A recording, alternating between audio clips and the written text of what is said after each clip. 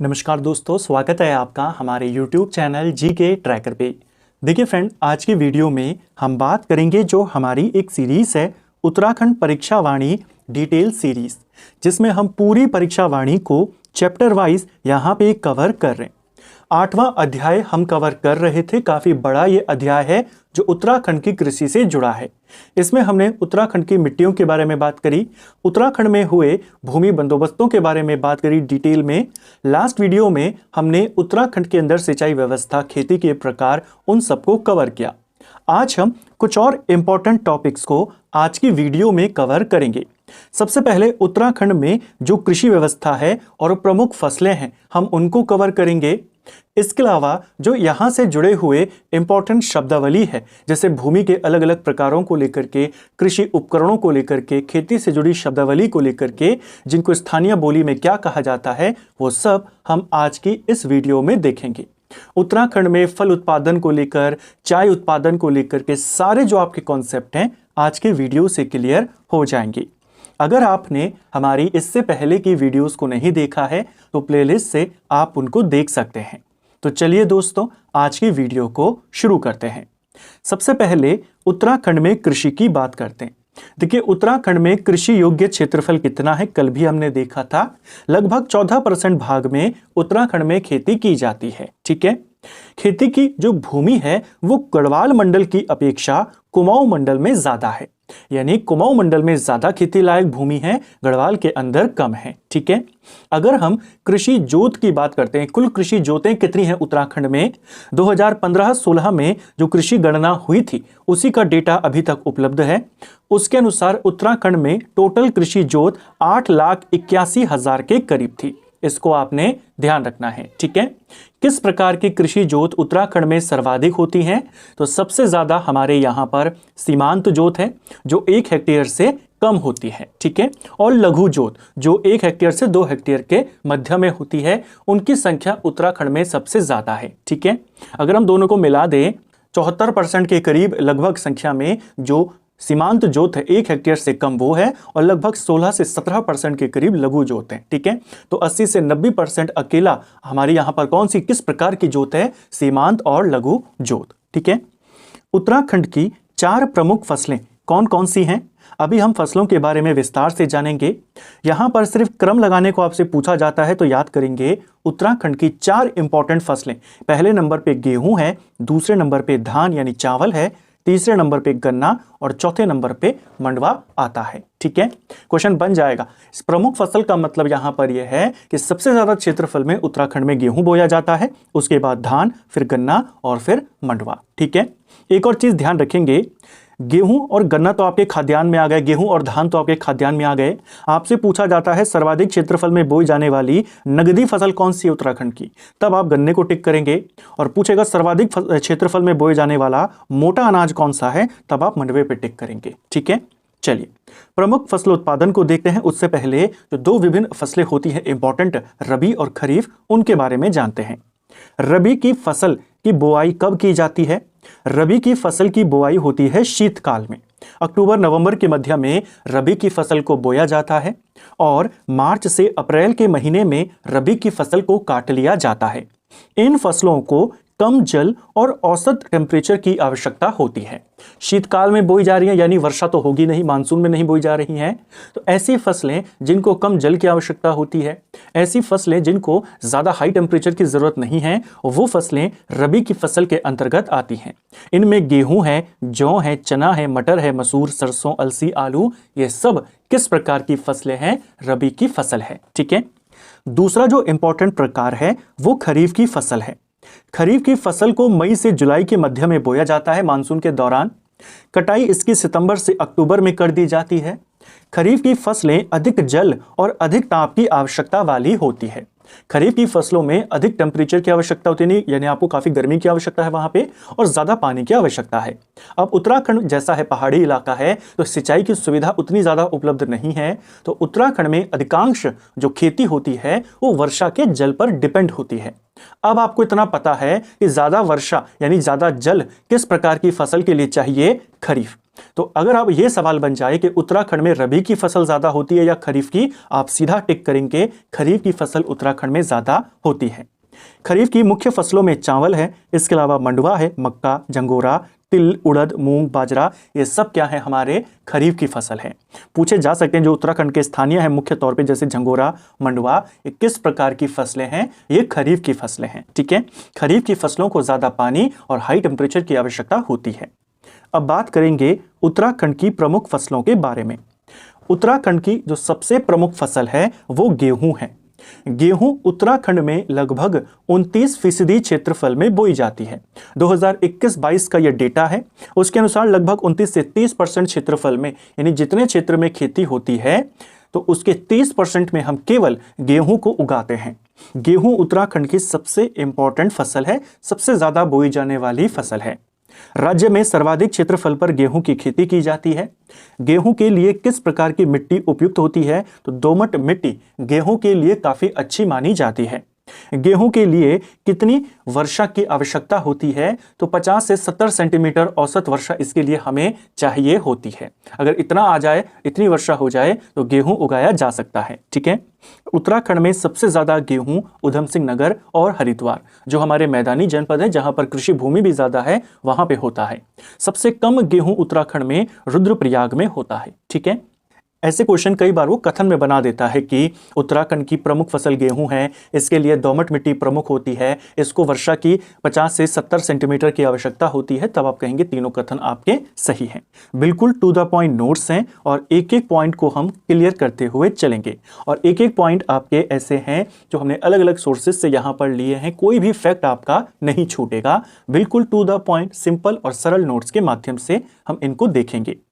इसके बाद हम देखते हैं उत्तराखंड की दूसरी इंपॉर्टेंट फसल। उत्तराखंड की दूसरी इंपॉर्टेंट फसल है चावल। लगभग 26 से 27 क्षेत्रफल में, 26 से 27% क्षेत्रफल में उत्तराखंड में चावल बोया जाता है। यह राज्य की दूसरी प्रमुख फसल है। ठीक है, इसके लिए जो उपयुक्त मिट्टी है वो चिकनी उपजाऊ या मटियार दोमट मिट्टी को माना जाता है। ठीक है, इसके लिए जो उपयुक्त जलवायु की हमें आवश्यकता है, थोड़ी गर्म जलवायु चाहिए, तो गर्म मौसम और 20 से 27 डिग्री औसत टेम्परेचर होना चाहिए, उपयुक्त होता है ये चावल के लिए। वर्षा की मात्रा इसके लिए ज्यादा चाहिए, 75 से 120 सेंटीमीटर के करीब ये होता है। सबसे ज्यादा जो चावल का उत्पादन होता है वो उधम सिंह नगर में है और फिर नैनीताल में होता है। ठीक है, 2022-23 का ये डेटा है। इसके बाद लाल चावल उत्तराखंड का जो काफी फेमस है, इसके लिए प्रसिद्ध है उत्तरकाशी की सिराई घाटी। क्वेश्चन बनता है उत्तराखंड में लाल चावल के लिए प्रसिद्ध घाटी कौन सी है, आप कहेंगे सिराई घाटी, ये उत्तरकाशी में पड़ती है। ठीक है, उत्तरकाशी के लाल चावल को केंद्र सरकार की वन डिस्ट्रिक्ट वन प्रोडक्ट योजना के लिए चुना गया है। केंद्र सरकार ने वन डिस्ट्रिक्ट वन परियोजना की शुरुआत करी थी। इसके तहत हर जिले से उनकी कुछ इंपॉर्टेंट जो उत्पाद है उसको चुना गया, जैसे अल्मोड़ा से बाल मिठाई को चुना गया, बागेश्वर से कॉपर के जो प्रोडक्ट्स थे उनको चुना गया, ऐसे ही चंपावत से शहद को चुना गया, देहरादून से जो बेकरी के प्रोडक्ट्स हैं उनको चुना गया, ऐसे ही उत्तरकाशी से लाल चावल को चुना गया, पौड़ी गढ़वाल से हर्बल प्रोडक्ट्स को चुना गया, पिथौरागढ़ से ऊन प्रोडक्ट्स जो ऊन उत्पाद है उसको चुना गया। तो लाल चावल को इसमें शामिल किया गया है। चावल उत्तराखंड की दूसरी इंपॉर्टेंट फसल है। इसको गर्म जलवायु की आवश्यकता है, 75 से 125 सेंटीमीटर यानी ज्यादा वर्षा की इसको आवश्यकता है। सबसे ज्यादा उधम सिंह नगर में होता है और लाल चावल उत्तरकाशी की सिराई घाटी में होता है। ठीक है, तीसरी प्रमुख फसल है हमारी गन्ना। गन्ना उत्तराखंड में लगभग 9% क्षेत्रफल में बोया जाता है। यह राज्य की तीसरी प्रमुख फसल है। यह राज्य की सर्वाधिक क्षेत्रफल में बोई जाने वाली नकदी फसल है। नगदी फसल सबसे ज्यादा कौन सी बोई जाती है उत्तराखंड में? गन्ना। देखिए, नगदी फसल वो होती है जिसका इस्तेमाल या जिसका जब कोई भी किसान खेती करता है तो वो बेचने के लिए ही करता है। जैसे चावल और गेहूं है तो किसान पहले अपने लिए उसका इस्तेमाल करेगा और फिर जो बचेगा उसको बेचेगा। गन्ना कोई अपने लिए नहीं उगाता है, गन्ना उगाया ही बेचने के लिए जाता है। तो यह एक नगदी फसल है। उत्तराखंड में बोई जाने वाली सबसे ज्यादा नगदी फसल कौन सी है? वो गन्ना है। ठीक है, इसकी जो मिट्टी है इसके लिए उपयुक्त वो चिकनी दोमट मिट्टी होती है। ठीक है, वर्षा 100 से 200 सेंटीमीटर के मध्य की वर्षा या जल इसके उत्पादन के लिए आवश्यक होता है। टेम्परेचर लगभग गेहूं चावल वाला होता है 20 से 26 डिग्री सेल्सियस के करीब। राज्य में सर्वाधिक गन्ना कहां पर होता है? उत्तराखंड में सबसे ज्यादा गन्ने का उत्पादन उधम सिंह नगर में ही होता है। ठीक है। राज्य में गन्ने से चीनी निर्माण हेतु राज्य की पहली चीनी मिल की स्थापना 1936 में काशीपुर चीनी मिल नाम से उधम सिंह नगर में की गई थी। तो उत्तराखंड की जो पहली चीनी मिल बनी थी काशीपुर में, वो 1936 में बनी थी, इसको भी ध्यान रखेंगे। सहकारी क्षेत्र की जो पहली चीनी मिल बनी वो बाजपुर में बनी थी, 1958-59 के दौरान बनी थी। ठीक है। तो ये हमने गन्ने से रिलेटेड तथ्यों को जाना कि गन्ना कैसी फसल है? नगदी। उत्तराखंड में सर्वाधिक क्षेत्रफल में बोई जाने वाली फसल गेहूं है और सर्वाधिक क्षेत्रफल में बोई जाने वाली नगदी फसल गन्ना है। ठीक है। इसके बाद आता है मोटा अनाज। मोटा अनाज के अंतर्गत सबसे प्रमुख है मंडवा, जैसे रागी भी कहते हैं मैदानी इलाकों में या देश के दूसरे हिस्सों में, और यहां पर इसे लोकल लैंग्वेज में कोदो के नाम से भी जाना जाता है। 8% के क्षेत्रफल में लगभग मंडवा उत्तराखंड में होता है।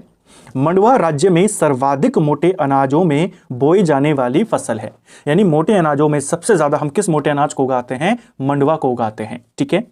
मंडवा की काफी ज्यादा डिमांड है जापान में। तो उत्तराखंड से मंडवा कहां पर निर्यात किया जाता है? किस देश को? वो जापान को। जैसे हमने एक देखा था वनस्पति, झूला वनस्पति। ठीक है। झूला वनस्पति कहां निर्यात की जाती है अच्छी किस्म की? फ्रांस में। ऐसे ही जो जापान है वहां पर मंडवा की मांग काफी ज्यादा है। राज्य के पर्वतीय भागों में मंडवा की खेती होती है, पहाड़ी इलाकों में से ज्यादा किया जाता है और पौड़ी में सबसे ज्यादा मंडवा होता है। ठीक है। खरीफ खरीद सत्र 2022-23 से राज्य में पहली बार मंडवा की खरीद की गई।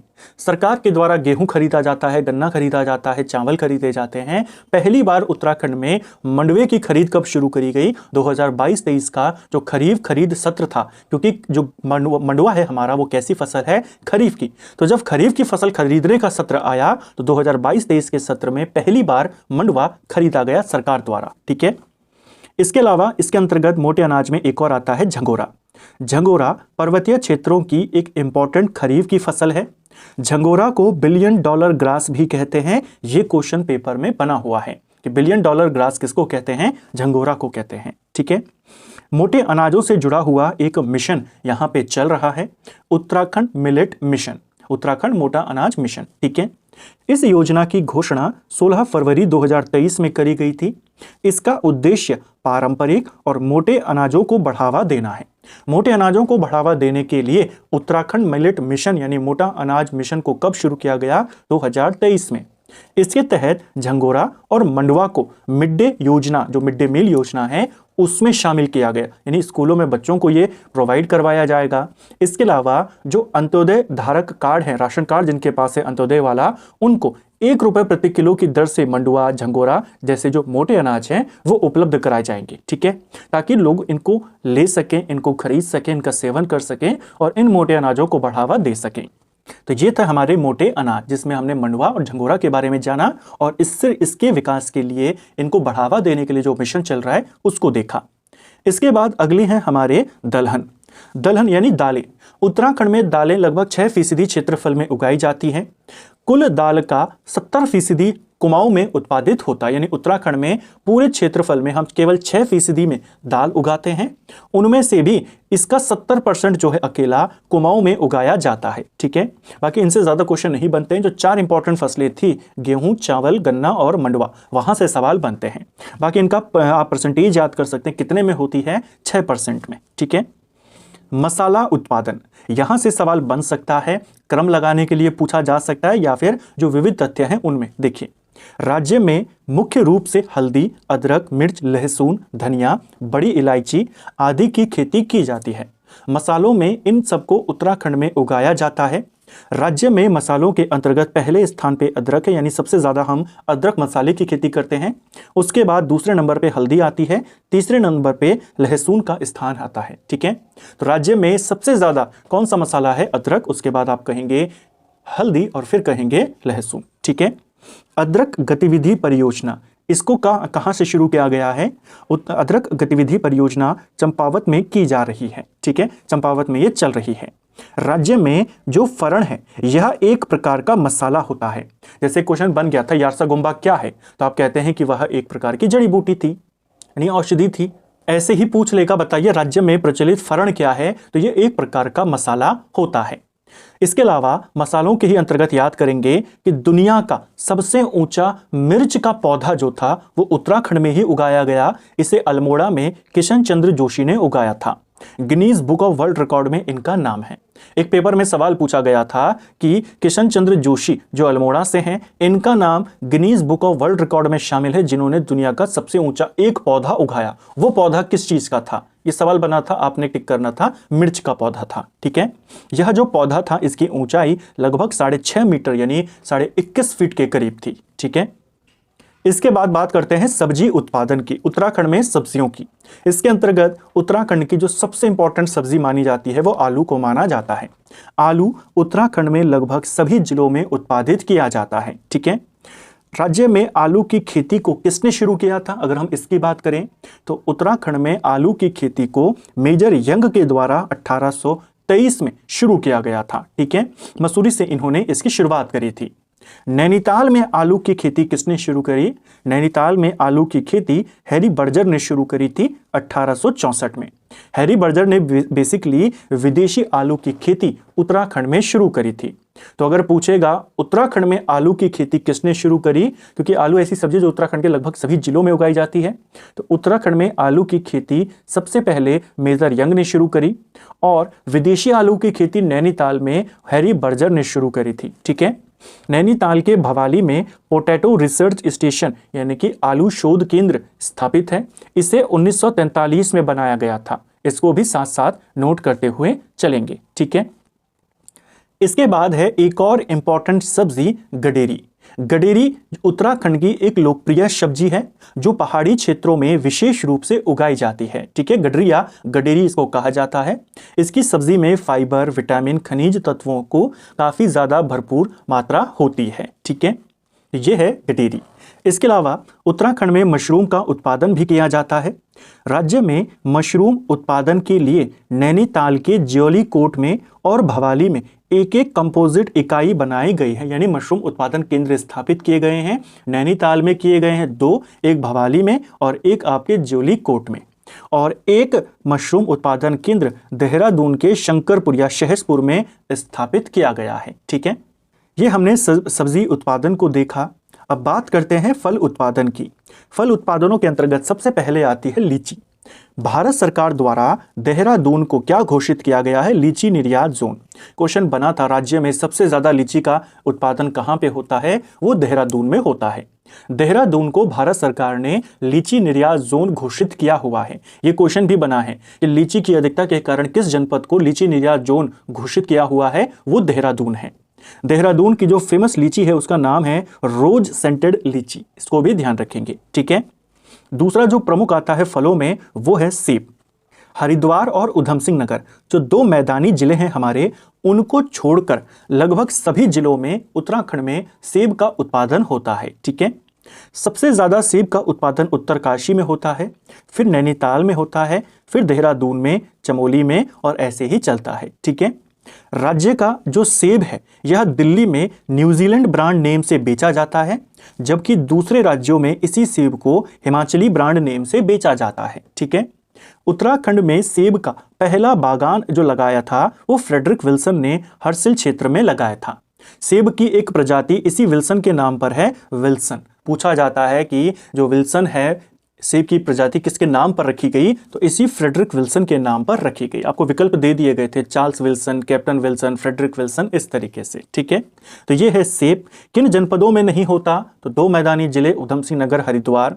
सबसे ज्यादा कहां होता है, तो उत्तरकाशी में होता है।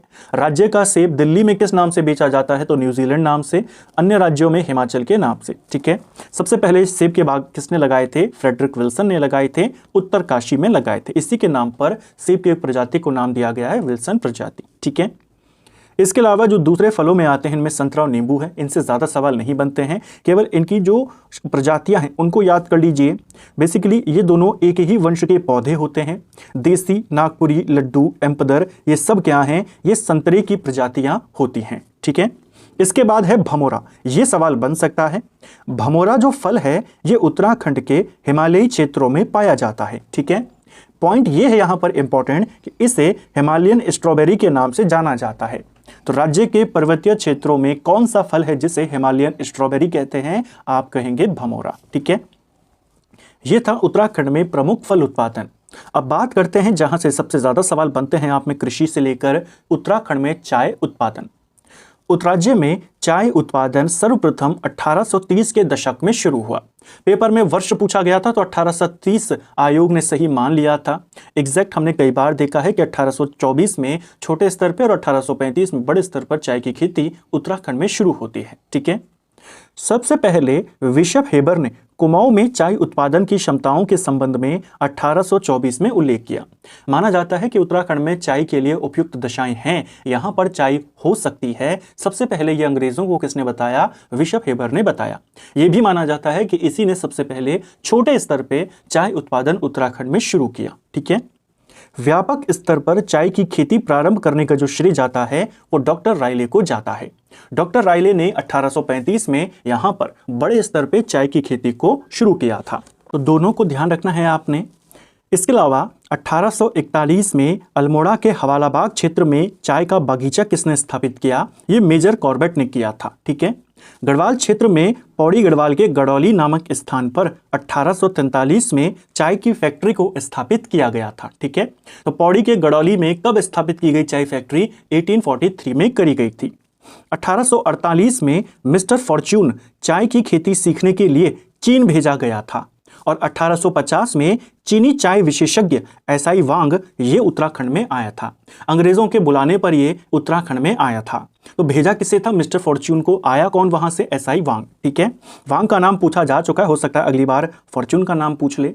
राज्य में अंग्रेजों ने जो चाय का बीज मंगाया था वो चीन से ही मंगवाया था। ये क्वेश्चन भी पेपर में बना हुआ है। उत्तराखंड में चाय की खेती किसने शुरू करी? ये पूछा गया है। पौड़ी के गड़ौली में चाय फैक्ट्री कब लगी? ये पूछा गया है। इसके अलावा चीन से किस विशेषज्ञ को बुलाया गया? ये पूछा गया है। इसके अलावा चाय के जो बीज थे वो कहाँ से मंगाए गए? चाय की जो पौध थी वो भी चीन से मंगाई गई थी। ये क्वेश्चन भी पूछा गया है। इसके अलावा 1856 में गंगौली और कत्यूर क्षेत्र में हेनरी रैमजे के द्वारा चाय बगीचों को शुरू किया गया। उत्तराखंड बनने के बाद जब नया राज्य बन गया था, नया राज्य बनने के बाद उत्तराखंड की पहली चाय फैक्ट्री उत्तरांचल चाय फैक्ट्री या उत्तरांचल टी फैक्ट्री के नाम से कौसानी के पिंगलकोट में बागेश्वर में स्थापित करी गई। ये बनाई गई थी 2001 में। ठीक है, इसको ध्यान रखना है।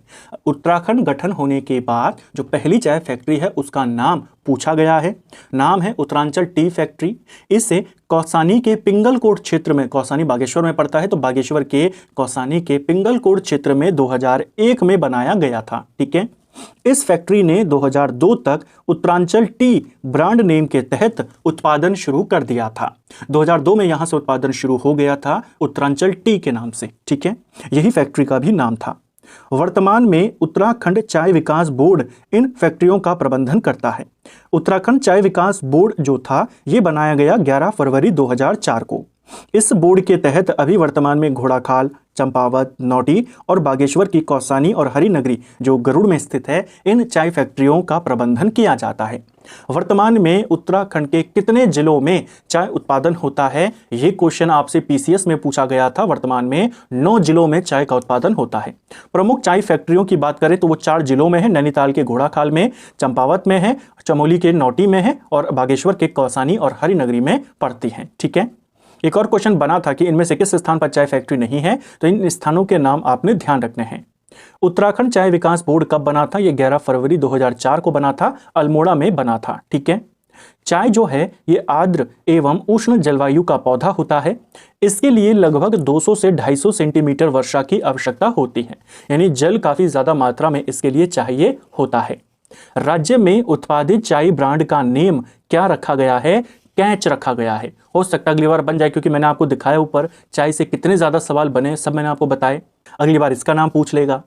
चागा ये चाय की एक विशेष किस्म है जो आपको पिथौरागढ़ के दारमा घाटी में देखने को मिलती है। आजादी के बाद या राज्य बनने के बाद चाय की इंपॉर्टेंट फैक्ट्रियां कहां पर है वो हमने देखा। ब्रिटिश काल में चाय के जो फेमस बागान थे वो आपके चौकड़ी में, कोटा बाग में, कौसानी में, भीमताल, भवाली इन जगहों पर स्थित थे। इनको भी आपने ध्यान रखना है कि ब्रिटिश काल के प्रमुख चाय उत्पादन केंद्र और राज्य बनने के बाद के चाय उत्पादक केंद्र कौन कौन से हैं। ठीक है, ये हमने उत्तराखंड की प्रमुख कृषि फसलों के बारे में जाना, जो इंपॉर्टेंट थी टॉप 4 उनको देखा, फिर प्रमुख फलों के बारे में, फलों से रिलेटेड फैक्ट्स के बारे में, सब्जियों से रिलेटेड फैक्ट्स के बारे में, चाय के बारे में हमने जाना। अब कुछ इंपॉर्टेंट विविध तथ्यों की बात करते हैं। सबसे पहला हमारा जो इंपॉर्टेंट फैक्ट है वो चौबटिया उद्यान को लेकर है। चौबटिया उद्यान पेपर में कई बार पूछा गया है। चौबटिया उद्यान अल्मोड़ा के चौबटिया में है। इसे 1869 में स्थापित किया गया था। ध्यान रखेंगे, एक पेपर में चौबटिया उद्यान की स्थापना 1860 पूछी गई और उसी को सही माना गया। तो अगर 69 नहीं होगा तो इसी को आपने सही मानना है। ठीक है, जो चौबटिया उद्यान था इसकी स्थापना के साथ ही उत्तराखंड में फलों का व्यावसायिक रूप से जो है उत्पादन शुरू होता है। ठीक है, तो सवाल बन जाएगा कि उत्तराखंड में फलों का व्यावसायिक उत्पादन कब शुरू हुआ, तो 1869। ठीक है, इस उद्यान का पहला सुपरिटेंडेंट किसको बनाया गया था, डब्ल्यू क्रो, इसका नाम भी पूछा गया है। चौबटिया में हिल फ्रूट रिसर्च स्टेशन यानी पर्वतीय फल शोध केंद्र, इसे कब बनाया गया ये भी पूछा गया है। इसे 1932 में बनाया गया था। ये भी चौबटिया में है। सीधा सवाल बन जाएगा, उत्तराखंड में हिल फ्रूट रिसर्च स्टेशन कहां पर है, चौबटिया में, 1932 में बना था। ठीक है, चौबटिया को ऑर्चिड कंट्री यानी फलों उद्यान का देश के नाम से जाना जाता है। फल उद्यान का देश किसको कहते हैं, चौबटिया, ये भी पूछा गया। यहीं से तो फलों की व्यावसायिक शुरुआत हुई थी। तो फल उद्यान का देश या ऑर्चिड कंट्री किसे कहते हैं, चौबटिया को कहते हैं। अगर पूछेगा पर्वतीय फलों का बाजार किसको कहते हैं, वो भवाली को कहते हैं।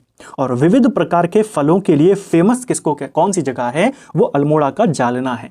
क्वेश्चन बनता है कि विविध प्रकार के फलों के लिए प्रसिद्ध जालना किस जनपद में है, तो ये आपके अल्मोड़ा में पड़ता है। ठीक है, इसके अलावा इन जगहों पे कुछ इंपॉर्टेंट बगीचे भी स्थापित किए गए, जैसे जालना और घोड़ाखाल में बगीचे, फलों के बगीचे किसने स्थापित किए थे, यहां पर किए थे अंग्रेज अधिकारी व्हीलर ने। इनके नाम भी पूछे गए हैं।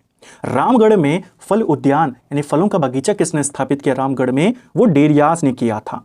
और न्यूटन ने कहां पर किया था अपना बागान, न्यूटन जो अधिकारी था इसने भवाली में किया था। ठीक है, विवेकानंद कृषि अनुसंधान संस्थान ये कहां पर है, देखिए विवेकानंद कृषि अनुसंधान संस्थान ये आपके 1924 में बना था, कलकत्ता के अंदर बनाया गया था। इसके जो संस्थापक थे वो बोसी सेन थे।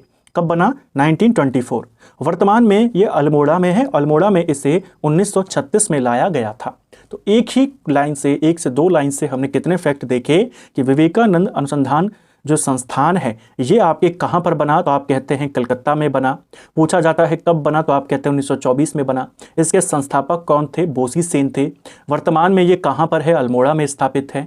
कब इसे अल्मोड़ा लाया गया, तो 1936 में लाया गया। 5 सवालों को हमने यहाँ पे जाना। इनमें से 2 सवाल तो एक ही पेपर में आपसे पूछे गए थे।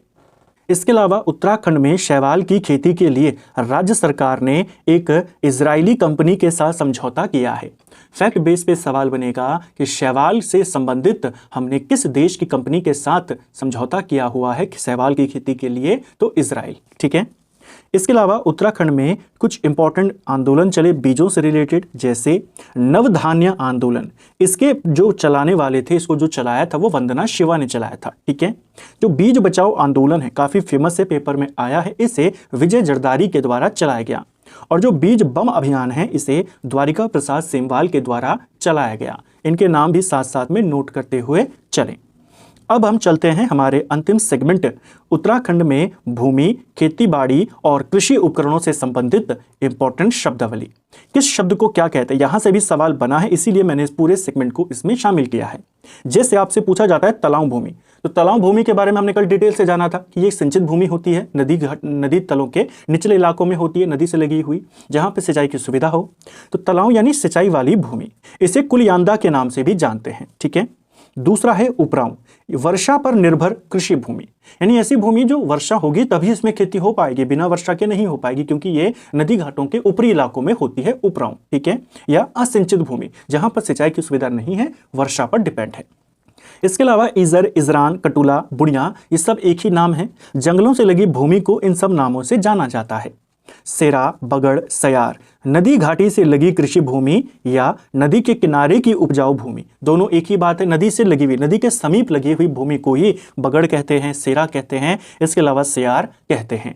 क्वेश्चन बना था बगड़ क्या होता है, तो नदी से लगी हुई उपजाऊ भूमि या नदी के समतल वाली जो उपजाऊ भूमि है उसको बगड़ कहते हैं। ठीक है।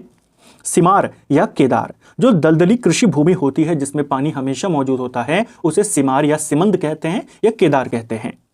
घुंगिया, ढुंगवाणी, ओखड़, ये कहते हैं पथरीली कृषि भूमि को जिसमें पत्थर काफी ज्यादा होते हैं लेकिन खेती उसमें भी की जाती है। जो कटील है ये निर्कृष्ट भूमि होती है, ये भी पथरीली है लेकिन खेती इसमें नहीं होती है। ठीक है। जो घुंडिया या ढुंगवाड़ी या ओखड़ है ये पथरीली जरूर है लेकिन कृषि भूमि है। ठीक है। ओड़ा, दो खेतों की सीमा रेखा, दो खेतों की सीमा निर्धारण के लिए एक पत्थर रखा जाता था जिसे ओड़ा कहते थे। ठीक है। कनाव, खेत का ऊपरी हिस्सा उसे कनाव कहते हैं और खेत का निचला हिस्सा उसे इचाव के नाम से जाना जाता है। जो सार या सारी है, सारी कहा जाता है खेतों के समूह को। ठीक है। बिन या बिजवाड़, ये कहा जाता है रोपाई के लिए धान का पौधा। जब धान लगाए जाते हैं, शारे लगाए जाते हैं, तो आपने देखा होगा उसमें जो पौधे होते हैं जिनको जब खेत बना लिया जाता है पूरा, उसमें फिर उनको हाथों से लगाया जाता है, उसी को बिजवाड़ कहते हैं या बिन कहते हैं। बाड़, बाड़ी या सगवाड़ी, घर के समीप की भूमि जिसमें सब्जियां उगाई जाती हैं, इस नाम से जानी जाती है। कूल या गूल, सिंचाई हेतु बनाई गई जो नालियां हैं उनको इस नाम से जानते हैं, कूल या गूल। ठीक है। एक फेमस गूल है उत्तराखंड की, मलेथा की गूल। किसने बनाया था इसको? महादेव सिंह भंडारी ने बनाया था। ठीक है। याद रखेंगे, काफी फेमस है मलेथा की गूल। पहाड़ को फाड़कर, पहाड़ को चीरकर उन्होंने इस गूल का निर्माण किया था। गाढ़ भूमि, छोटी नदी की घाटी में स्थित जो खेत होता है उसे गाढ़ भूमि कहते हैं। धूरा या डांडा, धूरा और डांडा, ऊंचाई वाले क्षेत्रों की भूमि को धूरा या डांडा कहते हैं। जैसे लैंसीडाउन है तो लैंसीडाउन भी एक उचले इलाके में स्थित है। लैंसीडाउन का पुराना नाम क्या था? कालों का डांडा। ठीक है। तो धूरा या डांडा जो है ऊंचाई वाली भूमि। ठीक है।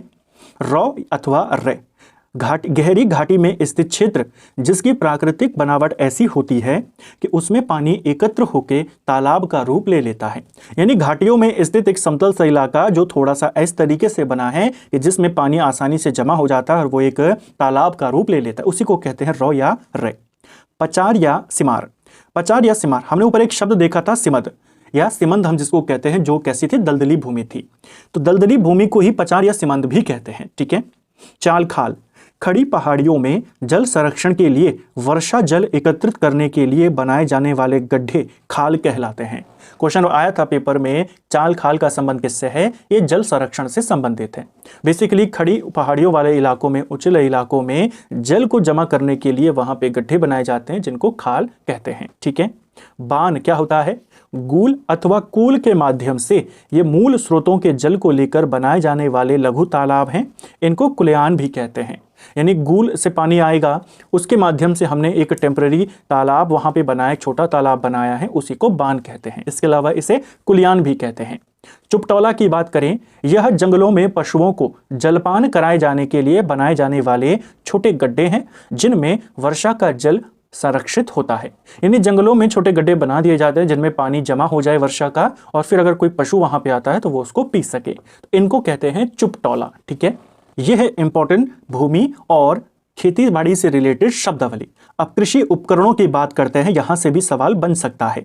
एक पेपर में आया भी था कि इनमें से कौन सा कृषि का उपकरण नहीं है। देखिए, सबसे पहला है ढिकारा या ढिलिया, जिसको कहते हैं खेत में हल चलाने पर निकलने वाली मिट्टी के ढेले को तोड़ने के लिए लकड़ी का एक गुटका नुमा आकार का एक टुकड़ा होता है, उसको ढिकारा या ढिलिया कहते हैं। ठीक है।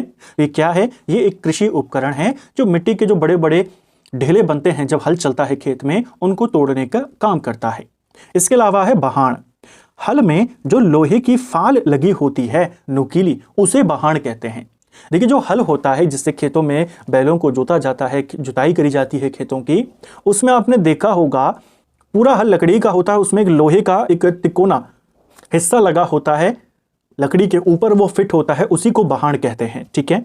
नस्यूड़ा, जिसमें फाल लगा होता है, लकड़ी का वह हिस्सा जिसके ऊपर इस बहाण को लगाते हैं, बहाण को फाल भी कहते हैं। तो जिस हिस्से पर लकड़ी के इसको लगाया जाता है उसी को नस्यूड़ा कहते हैं। ठीक है।